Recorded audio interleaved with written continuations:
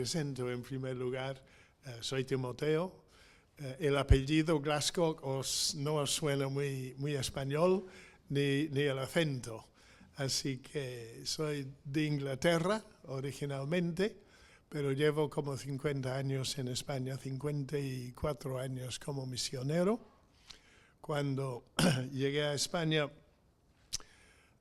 fui a Madrid y allí conocí una gallega. Y nos casamos.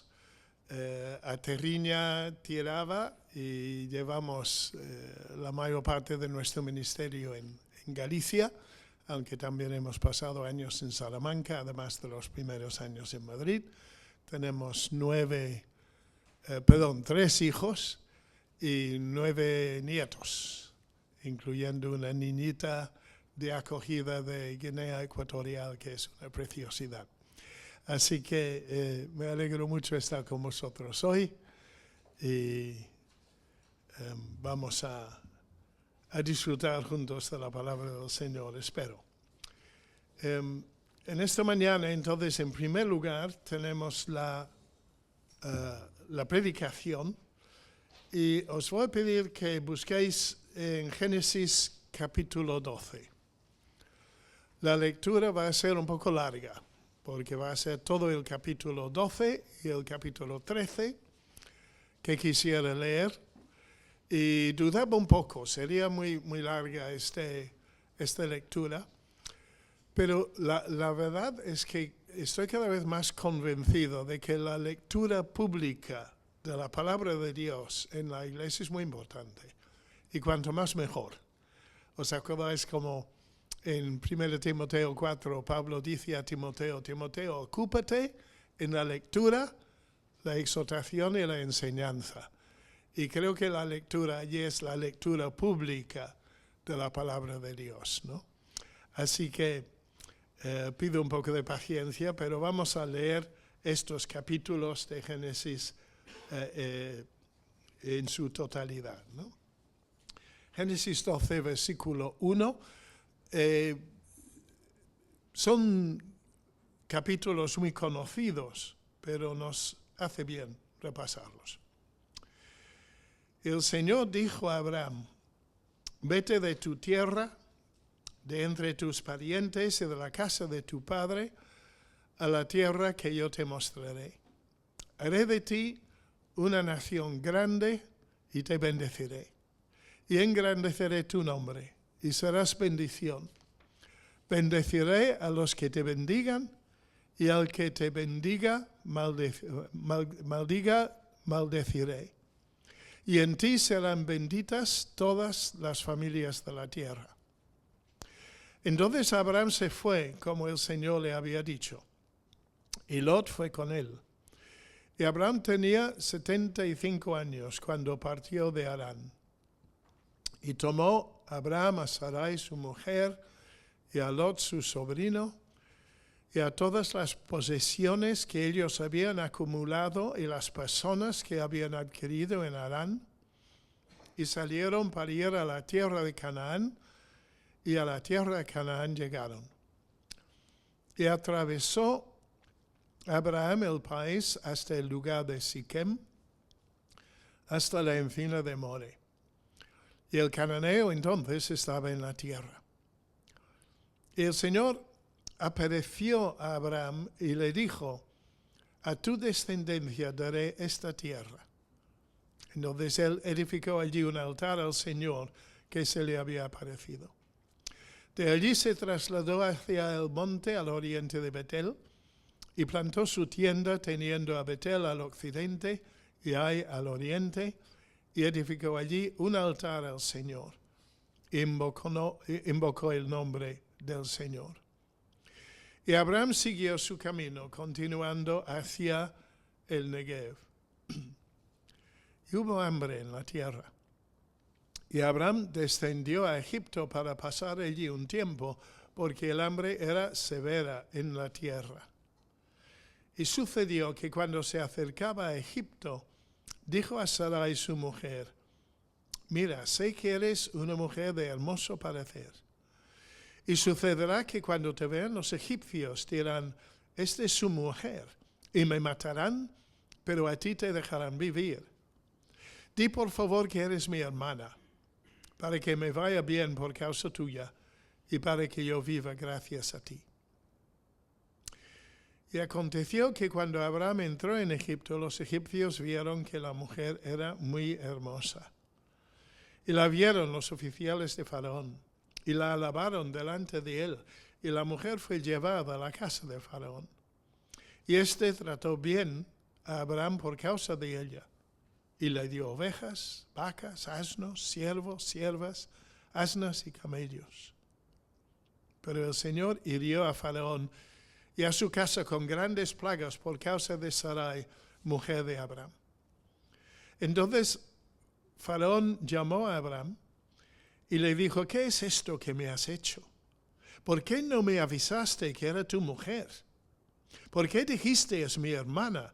De manera que la tomé por mujer. Ahora pues, aquí está tu mujer, tómala y vete.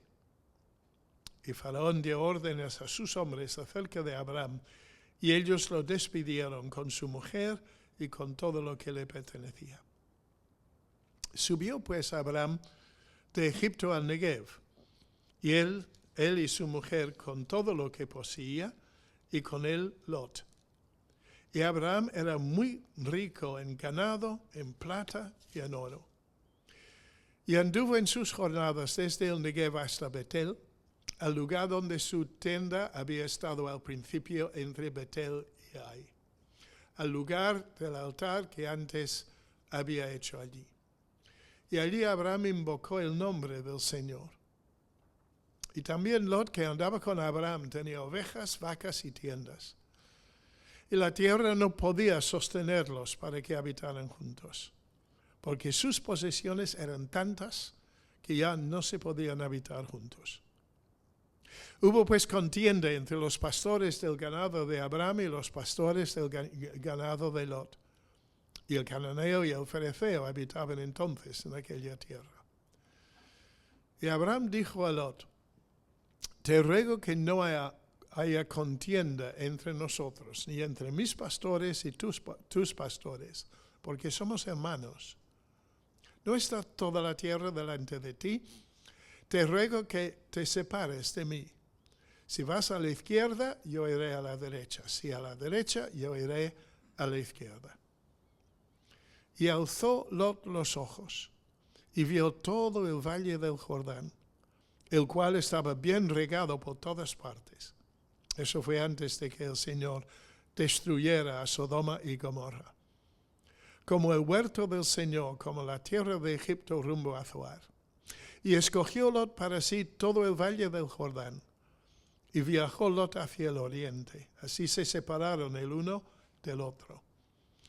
Abraham se estableció en la tierra de Canaán, en tanto que Lot se estableció en las ciudades del valle, y fue poniendo sus tiendas hasta Sodoma.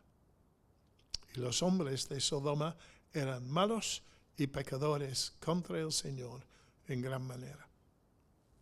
Y el Señor dijo a Abraham, después de que Lot se había separado de él: alza ahora tus ojos y mira desde el lugar donde estás hacia el norte, el sur, el oriente y el occidente. Pues toda la tierra que ves, te la daré a ti y a tu descendencia para siempre. Y haré tu descendencia como el polvo de la tierra, de manera que si alguien pudiera contar el polvo de la tierra, también tu descendencia podrá contarse. Levántate, recorre la tierra a lo largo y a lo ancho de ella, porque a ti te la daré. Entonces Abraham mudó su tienda y vino y habitó en el encinar de Mamre, que está en Hebrón, y edificó allí un altar al Señor. Wow. Un poco antes de estas escenas, en Génesis 5 tenemos una pequeña referencia a un hombre de quien dice que caminó con Dios. ¿Os acordáis quién era? Enoc, ¿verdad? No nos explica mucho, pero nos dice que Enoc caminaba con Dios. Creo que es una forma muy concisa, pero muy bonita de describir lo que debe ser nuestra relación con el Dios vivo y verdadero, caminar con Él. Nos encontramos que en la Biblia la vida cristiana se presenta constantemente como un peregrinaje. Un viaje hacia una patria que no es terrenal, sino celestial. Pablo nos dice, Filipenses 3, al final, que nuestra ciudadanía está en los cielos. Somos fundamentalmente ciudadanos del cielo. El Señor Jesús decía, os acordáis en su oración en Juan 17, hablando de sus discípulos, decía, están en el mundo, pero no son del mundo. Yo los he enviado al mundo. Estamos en el mundo, no somos del mundo porque somos del reino de Dios, pero hemos sido enviados al mundo con el mensaje del Evangelio. Así que somos peregrinos, los que somos del Señor Jesús. Estamos aquí de paso. Y nuestra patria, nuestro hogar, nuestra morada eterna, sabemos que está en el cielo. Pero en este viaje vamos aprendiendo mucho acerca de nuestra relación con Dios. Es un viaje en que caminamos con Dios como Enoc y también como Abraham.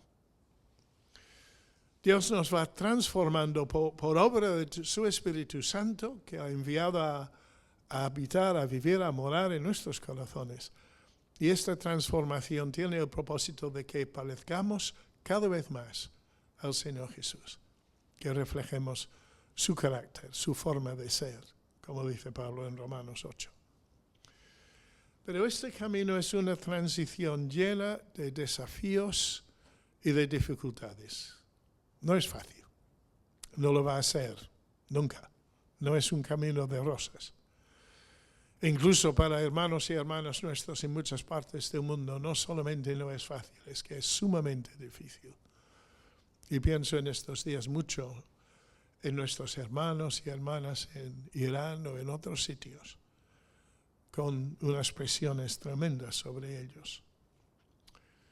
Pero el gran prototipo de este caminar con Dios, hemos hablado de él, ¿no? Pero creo que Abraham también es como el gran prototipo de lo que es caminar con Dios en una relación estrecha diaria. Y si quisiera resumir un poco el contenido, no solo de estos dos capítulos, sino de toda la vida de Abraham, yo diría que nuestro Dios quiere que nosotros también caminemos con Él, cada día, en cada situación, en una relación muy estrecha. Yo tengo que confesar que esta relación con mi Dios, con mi Salvador, tiene que estrecharse cada día más. Es interesante el contexto de este pasaje. Vamos a pasar a considerar el texto por un momento, pero un texto sin su contexto, ya sabéis, puede llegar a ser un pretexto. Un texto siempre tiene que considerarse en su contexto histórico y literario. Y algo de eso hablaremos un poco más adelante, pero ya estáis familiarizados. ¿Qué es lo que ha pasado en los primeros 11 capítulos de Génesis? En primer lugar, la creación, capítulos 1 y 2. Todo viene de la mano de Dios y la situación es ideal. Pero en el capítulo 3 viene la caída y todo se tuerce. Porque el ser humano quiere ser como Dios. Quiere ser su propio Dios. Quiere decidir Él qué es el bien, qué es el mal. Creación, capítulos 1 a 2. Caída, capítulo 3.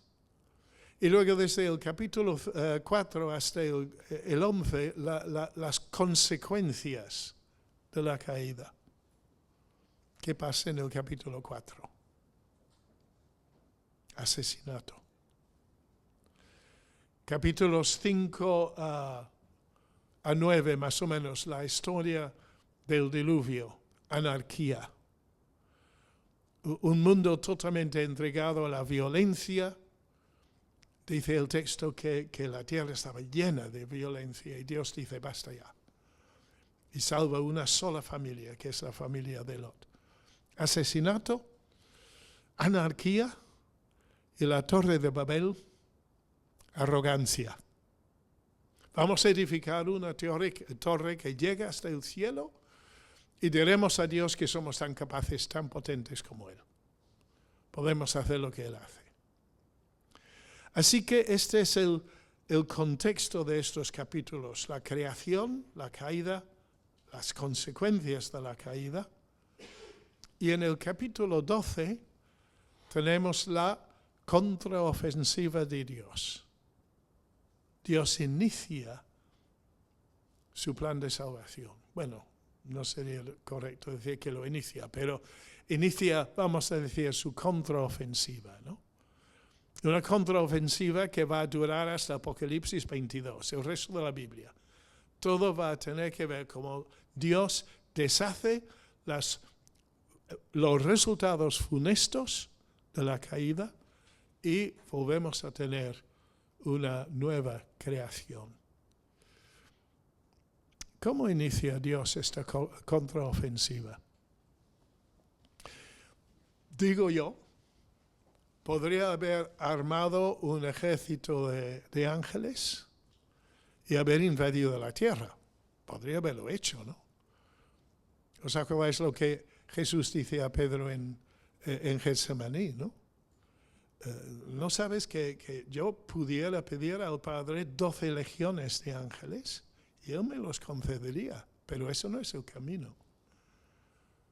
Así que si una legión romana consistía en unos 6.000 hombres, estamos hablando de más de 72.000 ángeles a la disposición del Señor Jesús.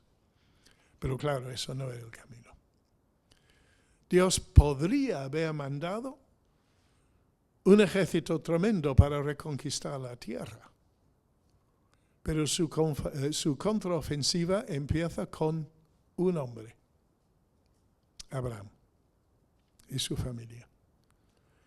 Y es interesante casi, no sé si estoy siendo un poco pecador en eso, ¿no? Trazar un paralelo entre Abraham saliendo de Ur de los Caldeos, camino de la tierra prometida, y el Señor Jesús saliendo del huerto de Getsemaní, camino del Gólgota. Un hombre, nada más. Pero a través del hombre que iba hacia el Gólgota, Dios va a conseguir la victoria final y absoluta, decisiva, allí en la cruz. Y Abraham también está llamado entonces a salir y ponerse en marcha hacia la tierra prometida. Vamos a entrar contra este trasfondo, vamos a entrar un poco entonces en el texto. Por un lado nos encontramos, este es el primer punto de la estructura que quisiera dar a este texto. Nos encontramos con un peregrino incansable, que no se cansa de ir de un lado para otro. Inicialmente esta peregrinación es incompleta. Dios ha hablado a Abraham cuando aún estaba en Ur de los Caldeos, nos dice Esteban en Hechos 7, ¿no? Llamó a Abraham de salir de Ur de los Caldeos y ir a la tierra de Canaán. Y los últimos versículos del capítulo 11 nos habla cómo este viaje comenzó. Y llegaron hasta Harán, pero allí paran. Y no sabemos cuánto tiempo pasaron, pero bastante tiempo en Harán. Un peregrinaje incompleto. ¿Por qué pararon en Harán? Me pregunto yo. Eso es especular. Pero me llama la atención de que en el versículo 5 del capítulo 12 leímos que cuando por fin salen de Harán para Canaán, llevan consigo todas las posesiones que ellos habían acumulado y las personas que habían adquirido en Harán. En Harán las cosas les habían ido muy bien. A Abraham y a toda su familia. Ganados, personas, siervos, siervas. Y no sé si notasteis cuando leímos estos dos capítulos, pero una y otra vez se nos habla de la riqueza material. Cuando Abraham llega a Egipto, nos dice que Faraón trató bien a Abraham a causa de Sarai, le dio ovejas, vacas, asnos, siervos, siervas, asnas y camellos. Cuando Faraón le pone de patitas en la frontera, dice que los egipcios lo despidieron con su mujer y con todo lo que pertenecía. Versículo 2 del capítulo 13, Abraham era muy rico en ganado, en plata y en oro. Versículo 5 del capítulo 13, también Lot, que andaba con Abraham, tenía ovejas, vacas y tiendas. Y la tierra no podía sostenerlos para que habitaran juntos, porque sus posesiones eran tantas que ya no podían habitar juntos. Es un poco difícil no darnos cuenta de que en este pasaje un elemento clave es el tema de las posesiones materiales. Y cómo esto puede afectar muy negativamente el peregrinaje a quien Dios había llamado a Abraham y a su familia, ¿no? Y posiblemente de alguna manera en una sociedad tan materialista como la sociedad en que vivimos, de alguna manera eso puede ser un tema que tenemos que tomar en cuenta también. ¿Dónde están nuestras prioridades? ¿Caminar con Dios? ¿O buscar acumular y acumular y acumular cosas para nosotros? Una peregrinación, pues, incompleta.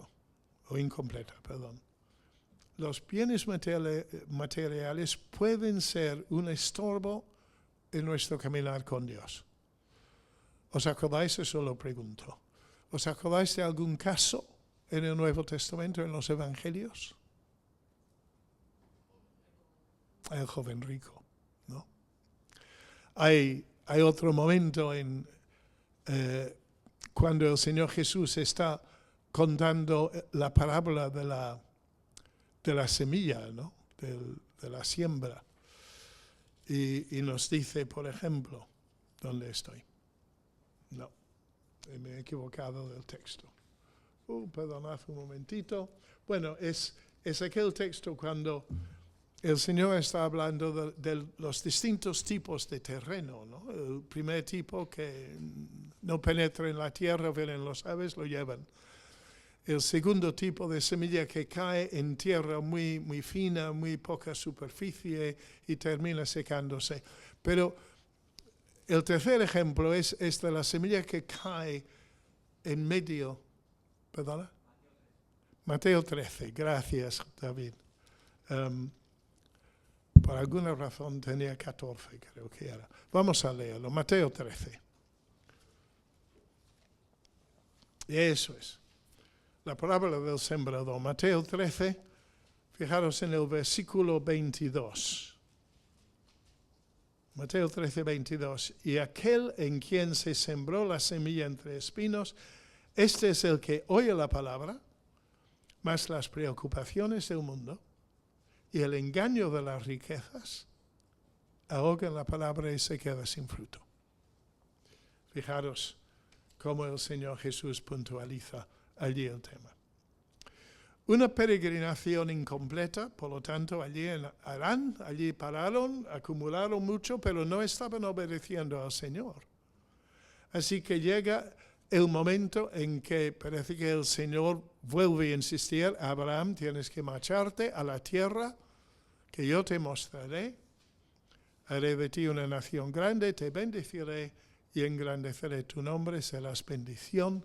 Bendeciré a los que te bendigan y al que te maldiga, maldeciré, y en ti serán benditas todas las familias de la tierra. Un propósito incondicional.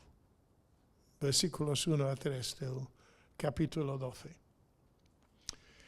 El peregrinaje tiene su precio.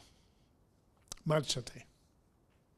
Deja tu familia, deja tus parientes. Deja la casa de tu padre. vete tú solo con Sara y con lo tuyo y márchate a Canaán. Y os acordaréis cómo Labán y toda su familia quedaron allí en Harán. La peregrinación tiene su precio, pero también tiene su promesa. Una tierra propia, la tierra que yo te mostraré, una nación grande, haré de ti una nación grande, te bendeciré, engrandeceré tu nombre, y también una bendición universal. Abraham, a través de ti serán benditas todas las familias de la tierra, a través de este solo individuo. El precio del peregrinaje, la promesa del Señor y el propósito de Dios de utilizar a Abraham y a su familia como canal de bendición para todas las naciones, como transmisores de las promesas de la salvación. Así que una peregrinación incompleta da lugar a un propósito incondicional marcado por Dios, y en los versículos 4 a 9 vemos unas prioridades imprescindibles. Para seguir este camino, el camino que marca el Señor, para caminar con Dios, hay ciertas prioridades que tenemos que tener en cuenta. En primer lugar, el compromiso con la palabra. Jesús ya mencionó esto en su introducción, ¿verdad? Entonces Abraham se fue tal como el Señor le había dicho, y Lot fue con él. Abraham tenía 75 años cuando partió de Harán. Toda una aventura con la edad que tenía. Pero se fue tal como el Señor le había dicho. Hizo caso de la palabra del Señor. Reacciona obedeciendo con prontitud, de inmediato, la voz de Dios, sometiéndose sin condiciones a la voluntad del Señor, a pesar de su edad, que me imagino que no era fácil tomar este paso. El compromiso con la palabra, primera prioridad. Segunda prioridad, la comunión, el contacto directo e íntimo con el Señor. Versículo 7. El Señor se apareció a Abraham y le dijo: a tu descendencia te daré esta tierra. Entonces él edificó allí un altar al Señor que se le había aparecido. Constantemente vemos en estos versículos una relación estrecha, una comunión íntima entre Dios y entre Abraham. Una actitud de adoración. Abraham edificando un altar y otro altar y otro altar, buscando la cercanía siempre al Señor. El compromiso con la palabra, la comunión con el Señor, que implicaba también la consagración al Señor. Versículo 8 y 9, desde allí se trasladó hacia el monte al oriente de Betel, plantó su tienda teniendo a Betel al occidente y al oriente, y edificó allí un altar al Señor e invocó el nombre del Señor, y Abraham siguió su camino continuando hacia el Negev. Una obediencia absoluta a lo que el Señor le estaba diciendo. El peregrino incansable. En primer lugar, una peregrinación que no llegó a terminarse, incompleta, porque pararon en Harán, pero luego el propósito incondicional del Señor para Abraham tiene una respuesta en la entrega total de Abraham a cumplir la voluntad de Dios, las prioridades que marcó en su vida. Pero qué tremendo es el contraste cuando llegamos a los versículos 10 a 20. Siempre me choca esto, ¿no? Este gran hombre de fe, este hombre a quien Dios había traído desde Ur, con una peregrinación de muchísimos kilómetros, primero hasta Harán y luego bajando hasta Canaán, en medio de de pueblos que podrían atacar y robarle con todo lo que él tenía. Pero el Señor le había guardado en cada momento de aquel viaje. No había tenido ningún tipo de problema o dificultad. Pero ahora surge un problema. Versículo 10. Hubo hambre en la tierra y Abraham toma la decisión de ir a Egipto para pasar allí un tiempo porque el hambre era severa en la tierra. ¿Una buena decisión o no? La Biblia no nos lo dice y quizás no debemos especular. Aunque lo cierto es que puso a Abraham en una situación muy difícil, ¿no? ¿Qué pasa? Versículo 11. Sucedió que cuando se acercaba a Egipto, dijo a Sarai su mujer: mira, sé que eres una mujer muy hermosa, de muy hermosa parecer, y sucederá que cuando te vean los egipcios dirán: esta es su mujer, y me matarán, pero a ti te dejarán viva. Así, di por favor que eres mi hermana. Esto era media verdad, ¿verdad? Porque ahora no me acuerdo si compartían Abraham y Sara la misma madre o el mismo padre. Creo que era el mismo padre, ¿no? Sí. Pero había una relación allí. Así que, bueno, no era una mentira total, pero no era la verdad. Y por ser una mentira, pues, o una mentirilla, o no sé cómo decirlo, pero sucedió lo que sucedió. Aconteció, versículo 14, que cuando Abraham entró en Egipto, los egipcios vieron que la mujer era muy hermosa, la vieron los oficiales de Faraón, la alabaron delante de él, y la mujer fue llevada a la casa de Faraón. Y Faraón trató bien a Abraham por causa de ella. Sale otra vez el tema de las posesiones materiales.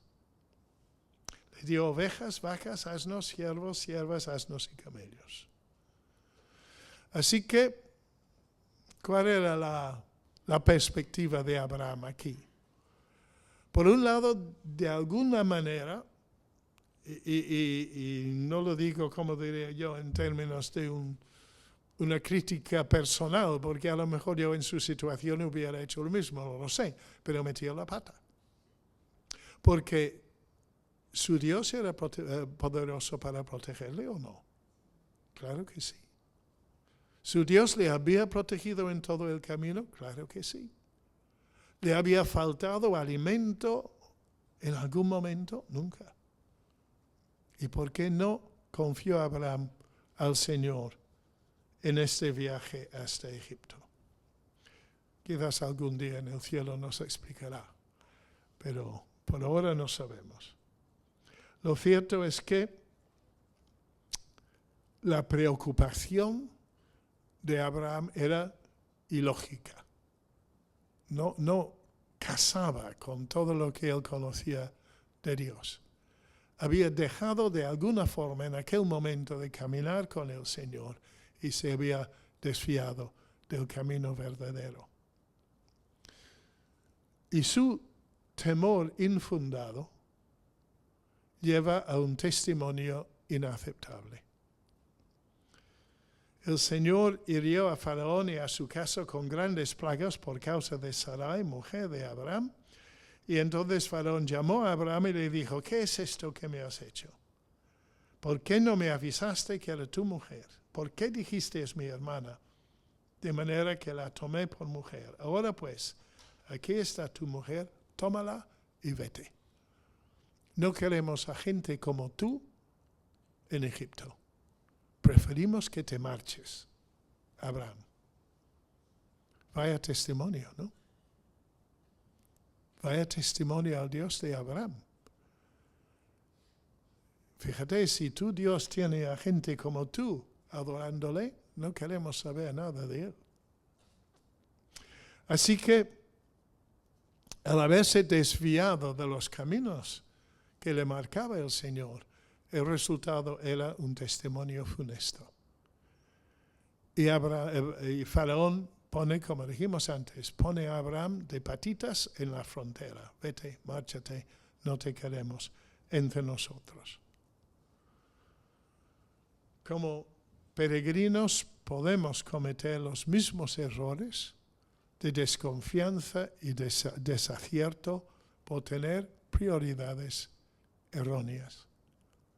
Parece que a Abraham le interesaba mucho más llevarlo bien con Faraón y que Faraón le fuera dando mucha riqueza material. Eso parecía ser una prioridad para él, pero no era el plan y el propósito del Señor. Pero ahora, en el capítulo 13, si en el capítulo 12 lo que vimos era el peregrino incansable, ahora vamos a hablar de un paso irreprochable. Un paso irreprochable. Versículos 1 al 4 del capítulo 13. Perdón un momentito. Llevo toda esta semana un catarro que me está machacando mucho, pero espero que aguanto. Subió pues Abraham de Egipto al Negev, él y su mujer, con todo lo que poseía, y con él Lot. Y Abraham era muy rico en ganado, en plata y en oro. Y anduvo en sus jornadas desde el Negev hasta Betel. Este es el camino del arrepentimiento, ¿no? En Betel había construido un altar al Señor. Allí había adorado al Señor. Lo leímos en el capítulo anterior, el versículo 8, ¿verdad? Plantó su tienda teniendo a Betel al occidente, a él al oriente, y edificó allí un altar al Señor, e invocó el nombre del Señor. Había tomado un camino que le había alejado de Betel, del altar de la presencia del Señor, pero ahora vuelve el camino del arrepentimiento, como hemos dicho. Anduvo en sus jornadas desde el Negev hasta Betel, al lugar donde su tienda había estado al principio entre Betel y Ai, al lugar del altar que antes había hecho allí. Y allí Abraham invocó el nombre del Señor. Qué importante es cuando nos equivocamos y, como dijimos antes, no podemos ser demasiado duros con Abraham porque tan fácilmente caemos en el mismo tipo de error. Qué importante es cuando estamos conscientes de que nos hemos desviado del camino del Señor, cuando no estamos donde Él quiere que estemos. Qué importante es el arrepentimiento. El saber, decía, Señor, perdóname, vengo aquí humillado, arrepentido y pidiendo que me perdones y que me limpies. Así dice el alto y sublime, que vive para siempre, cuyo nombre es santo. Habito en lo alto y santo y también con el contrito y humilde de espíritu, para vivificar el espíritu de los humildes y para vivificar el corazón de los contritos. La experiencia de Abraham aquí y la experiencia nuestra. Yo creo que, por lo menos en mi experiencia, el arrepentimiento es un factor constante en la vida cristiana. Tantas veces meto la pata. Y tantas veces tengo que volver a decir, Señor, lo siento, lo he fastidiado de nuevo. Perdóname.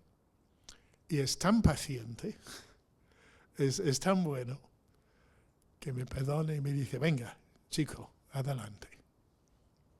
El Señor vivifica a los contritos y a los humildes. Y allí está Abraham entonces con sus riquezas, pero también consciente de la ruptura de su comunión con Dios. Vuelve a Betel, vuelve al altar, invoca nuevamente el nombre del Señor y experimenta la restauración. El camino a Betel es el camino del arrepentimiento y de la restauración. Si decimos que no tenemos pecado, nos engañamos a nosotros mismos. Y la verdad no está en nosotros. Pero si confesamos nuestros pecados, Él es fiel y justo para perdonar nuestros pecados y para limpiarnos de toda maldad. Fiel porque lo ha prometido. Y justo porque en la cruz hay una base para que nos pueda perdonar. La justicia del Señor Jesús. Un paso irreprochable, por lo tanto. Pero seguimos un poco adelante y en los versículos del 5 al 13 nos encontramos con un planteamiento incorrecto. Y en el capítulo 12 las dos grandes figuras son Abraham y Faraón, ¿verdad? Pero además del Señor, que siempre está presente. En el capítulo 13 los dos personajes principales son Abraham y Lot. Y en el versículo 5 nos encontramos nuevamente con Lot, que ha sido mencionado antes, pero ahora toma la parte delantera de la escena. También Lot, que andaba con Abraham, tenía ovejas, vacas y tiendas. Y la tierra no podía sostenerlos para que habitaran juntos, porque sus posesiones eran tantas que ya no podían habitar juntos. Otra vez, la supuesta bendición de la abundancia material crea problemas. Y Abraham y Lot están obligados a separarse por la cantidad sobre todo de ganados que tienen, porque versículo 7 hubo pues contienda entre los pastores del ganado de Abraham y los pastores del ganado de Lot.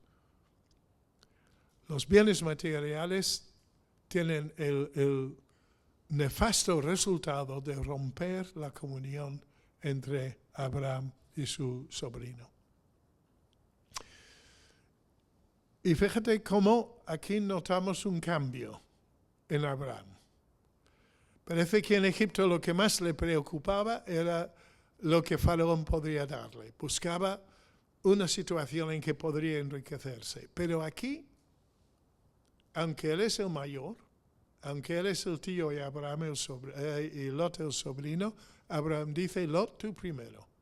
Tú escoge donde quieras ir y yo iré en la dirección opuesta. Pero te otorgo a ti la posibilidad de tener la elección que elijas lo que más te gusta. Versículo 8.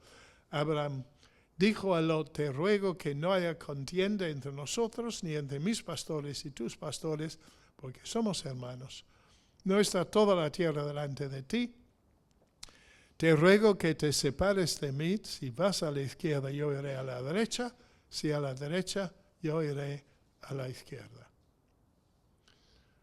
Y entonces, ante esta dificultad evidente de una cantidad de riqueza que es incompatible entre los dos, Lot toma una decisión equivocada. Versículo 9. No está toda la tierra, versículo 10. Alzó Lot los ojos y vio todo el valle del Jordán, el cual estaba bien regado por todas partes. Eso fue antes de la destrucción de Sodoma y Gomorra. Era como el huerto del Señor, como la tierra de Egipto al lado del Nilo, ¿no? Tierra bien regada y muy bueno para pastoreo de ganados.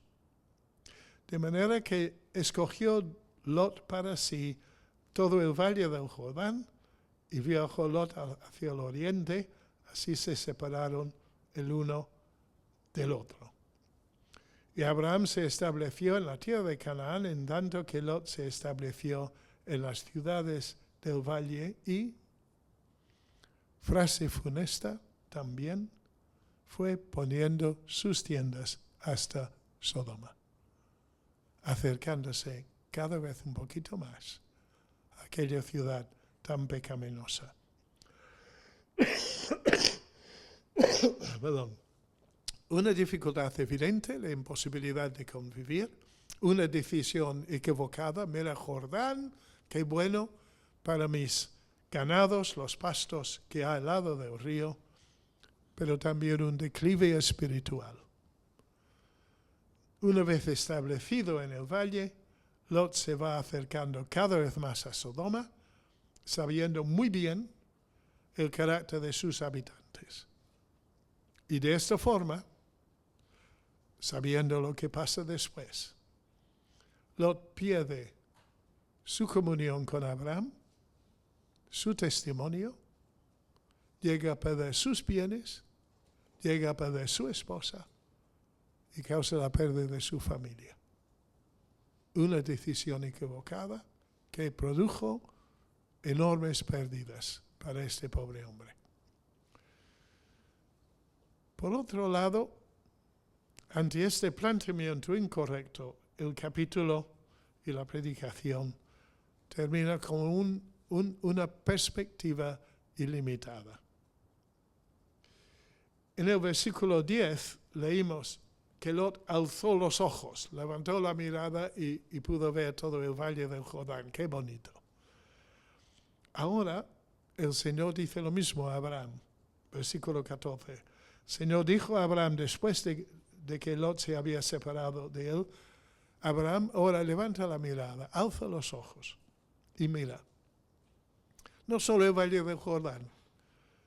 Mira al sur, mira al norte, mira al este, mira al oeste. Absolutamente todo eso va a ser tuyo. Mucho más de lo que Lot había querido. Pues toda la tierra que ves te la daré a ti y a tu descendencia. De manera que la visión de Abraham es mucho más acertada que la visión de Lot. Queda en una zona en principio menos fértil, pero más cerca de Dios. Quien le invita a tener una perspectiva acertada de la realidad de las cosas. Va a heredar todo lo que puede ver. Su descendencia va a tener la tierra prometida, como el Señor ya le había prometido antes. A veces tenemos un problema de miopía espiritual, ¿no? De una vista corta. Y Lot tenía miopía. Solo vio el valle del Jordán, pero la visión de Abraham abarcó mucho más. No solamente su visión, sino notemos también que el capítulo termina hablando de su vivienda. Entonces Abraham mudó su tienda, vino y habitó en el encinar de Mamre, que está en Hebrón, y edificó allí nuevamente un altar al Señor. Colocaba su tienda al lado del altar, no cerca de los malhechores de Sodoma, sino delante de su Dios. Y eso iba a ser también un factor clave en el resto de su vida.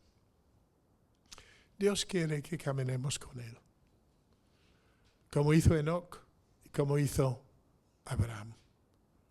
Que mantengamos una comunión íntima y cercana con el Señor, porque este camino es el camino de la bendición. Y una vez que nos desviemos de este camino, nos encontramos con toda suerte de problema, de dificultad, de pérdida y de mal testimonio. Que el Señor nos ayude para que podamos aprender de la experiencia de Abraham, cómo nuestro Dios quiere que caminemos siempre con Él, muy cerca de Él, cada día, en cada situación y con una relación muy estrecha. Hasta allí la predicación. Muy bien.